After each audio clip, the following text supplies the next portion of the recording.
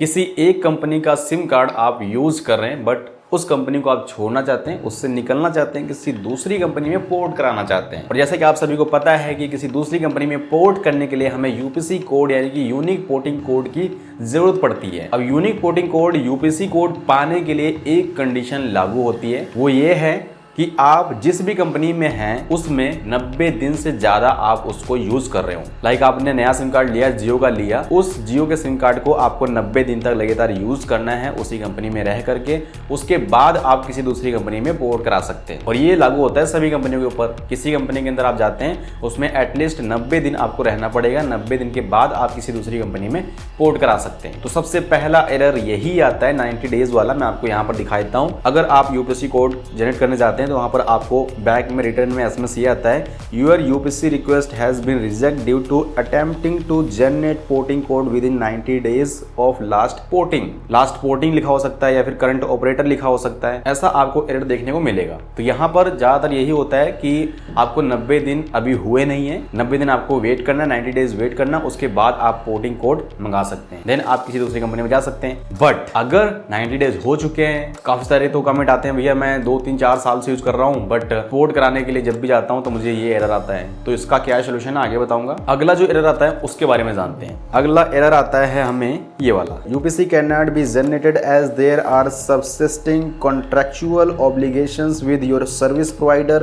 Please contact your service provider for further assistance. एक ये error, ये एसएमएस आपको बैक में उस साइड से रिप्लाई आएगा और ये रिप्लाई बहुत ही खतरनाक होता है। मतलब अगर ये आ गया तो हो सकता है कि आप जो है किसी दूसरी कंपनी में पोर्ट ही ना करा पाएं कभी भी। और ये ज़्यादातर तब आता है जब हमारा सिम कार्ड जो है वो डेमो सिम कार्ड होता है, लापू सिम कार्ड होता है। ये उनको अच्छी तरीके से पता होगा जिनकी शॉप वगैरह है, मोबाइल शॉप वगैरह जो रिचार्ज वगैरह करते हैं, सिम एक्टिवेशन करते हैं, उनको बहुत अच्छे से पता होगा। जिसके लिए ये सिम कार्ड जो लापू सिम कार्ड और डेमो सिम कार्ड होता है वो सिम एक्टिवेशन वाला ही होता है। उसके थ्रू हम किसी दूसरे का सिम एक्टिवेट करते हैं, करके देते हैं कस्टमर को। उस सिम कार्ड को आप पोर्ट नहीं करा सकते क्योंकि यहाँ पर कंपनी जो है, जो सर्विस प्रोवाइडर होता है, वो आपके नंबर को लॉक कर लेता है कि आप इस कंपनी से किसी दूसरी कंपनी में नहीं जा पाएंगे। अब इन दोनों प्रॉब्लम्स को सॉल्व कैसे करें? अगर पहले वाला एसएमएस आ रहा 90 डेज वाला, 90 डेज हो चुके हैं बट फिर भी वो बार बार आ रहा है तो क्या करें? और अगर ये लास्ट वाला आ रहा है तो क्या करें? दोनों कंडीशन में आपको एक ही काम करना है, आपको करनी पड़ेगी कंप्लेंट डालनी है आपको। सीपी ग्राम्स की वेबसाइट के ऊपर आपको जाना है एंड वहां पर कंप्लेंट डालनी है आपको। विदाउट कंप्लेंट डाले आप जो है अपने नंबर को अनलॉक नहीं करा सकते। ये कंपनियां जो है नंबर को लॉक कर लेती हैं। तो उसके लिए हमें एक कंप्लेंट डालनी पड़ेगी सीपी ग्राम्स की वेबसाइट के ऊपर, जो कि इंडियन गवर्नमेंट वेबसाइट है। यहाँ पर आप कंप्लेंट डालेंगे तो बहुत ही जल्दी सुनवाई होती है। सेम मेरे साथ भी यही हो रहा था। इसलिए मेरा एक लापो नंबर था, डेमो नंबर था। आज से करीब 5-6 साल पहले मैंने जो है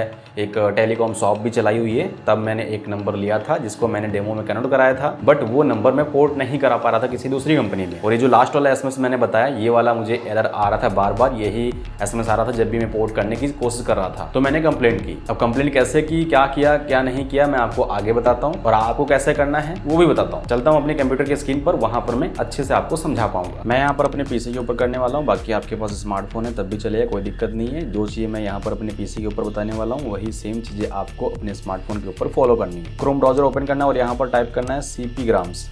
इतना सर्च करेंगे, फर्स्ट नंबर पर एक वेबसाइट आ जाएगी सीपी ग्राम्स होम। इसके ऊपर आपको क्लिक कर देना है। जैसे आप क्लिक करते हैं आपके सामने कुछ इस तरह का इंटरफेस आएगा और इस वेबसाइट का लिंक भी मैं डिस्क्रिप्शन में दे दूंगा, तो आप उस पर क्लिक करके डायरेक्ट इस वेबसाइट के ऊपर आ सकते हैं। यहाँ पर आने के बाद हम यहाँ साइन इन के ऊपर क्लिक करेंगे। अब यहाँ पर साइन इन लॉग इन करेंगे तभी आप, जब आपका यहाँ पर पहले से अकाउंट बना होगा। अगर बना है तो अच्छी बात है, अगर नहीं बना है तो आपको यहाँ पर एक नया अकाउंट बनाना पड़ेगा अपना। आपको अपनी सारी डिटेल्स देनी पड़ेंगी। यहाँ पर नया अकाउंट बनाने के लिए नीचे आपको एक ऑप्शन दिखेगा, click here to sign up. इसके ऊपर हमें क्लिक करना है। अब हमें यहाँ पर अपनी पर्सनल डिटेल्स देनी पड़ेंगी, जैसे कि name, address, locality, state, pin code, phone number and gender क्या है, सब लोकेलिटी क्या है, country, district and email, mobile number, email ID. उसके बाद यहाँ पर आपको सिक्योरिटी कोड डालना है, ये कैप्चा, और सबमिट कर देना है। आपके मोबाइल नंबर और ईमेल आईडी के ऊपर एक ओटीपी जाएगा, ओटीपी डाल करके वेरीफाई कर लेना है, अकाउंट बन गया। पासवर्ड वगैरह सेट कर लेना आप, जो भी आपको सेट करना है। उसके बाद दोबारा से आपको साइन इन के ऊपर क्लिक करना है एंड यहाँ पर आपको वही अपना मोबाइल नंबर डालना है एंड पासवर्ड डालना है, जो भी बनाया अभी पासवर्ड आपने वो डालना है एंड सिक्योरिटी कोड डालना है, ये वाला।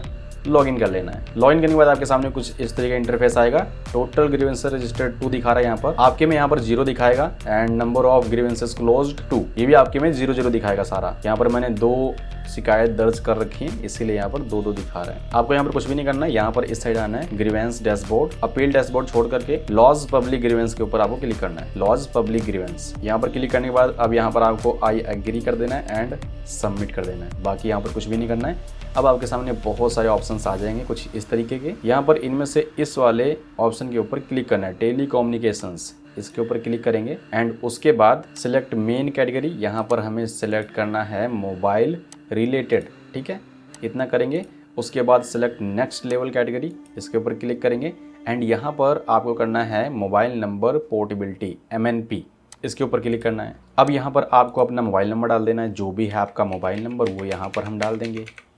मोबाइल नंबर डालने के बाद सर्विस प्रोवाइडर आप किस कंपनी में हैं, एयरटेल में है, जियो में है, VI में है, BSNL में है, किस में है, किस कंपनी से आपका UPC कोड नहीं मिल रहा है वो यहाँ पर सिलेक्ट कर लेना है। एयरटेल है तो भारतीय एयरटेल यहाँ पर सिलेक्ट करेंगे, जियो है तो नीचे मिलेगा रिलायंस जियो इन्फोकॉम लिमिटेड, और BSNL है तो यहाँ पर भारत संचार निगम लिमिटेड कॉर्पोरेट ऑफिस मिलेगा, ये वाला सिलेक्ट कर लेना है। वोडाफोन आइडिया है तो नीचे मिलेगा वोडाफोन। इस तरीके से आप देख लेना, जो भी है आपका वो सिलेक्ट कर लेना। मेरा एयरटेल था तो मैंने भारतीय एयरटेल कर लिया था यहाँ पर। एंड उसके बाद नीचे आना, यहाँ पर नीचे आना है, यहाँ पर आपको रीमार्क करना है कि आपको एक्चुअल में प्रॉब्लम क्या हो रही है। लाइक आपको प्रॉब्लम ये हो रही है कि 90 डेज हो चुके हैं बट फिर भी वही SMS बार बार आ रहा है कि 90 डेज अभी आपके कंप्लीट नहीं हुए, इसलिए आपका UPC कोड जनरेट नहीं किया जाएगा। तो आपकी ये प्रॉब्लम है, तो वही आप यहाँ पर रिमार्क करेंगे, डिस्क्राइब करेंगे, सारी चीज़ें टाइप करेंगे। और अगर वो वाला SMS आ रहा है लास्ट वाला कॉन्ट्रेक्चुअल ऑब्लिगेशंस वाला, तो आप वो भी यहाँ पर टाइप कर सकते हैं कि ये प्रॉब्लम हो रही है। टाइप करने के बाद आपको क्या करना है, चूज फाइल करना है एंड यहाँ पर आपको स्क्रीनशॉट ले लेना है। जो भी एरर आ रहा है उस साइड से जो भी SMS आ रहा है उसका स्क्रीनशॉट ले लेना है, वो यहाँ पर अपलोड कर देना है आपको PDF में कन्वर्ट करके। अपलोड करने के बाद आपको नेक्स्ट करना है एंड उसके बाद एक प्रीव्यू मिलेगा आपको, क्या क्या आपने टाइप किया, क्या मोबाइल नंबर है, सब कुछ सही है तो फाइनल सबमिट कर देना। और याद रहे कि ये एक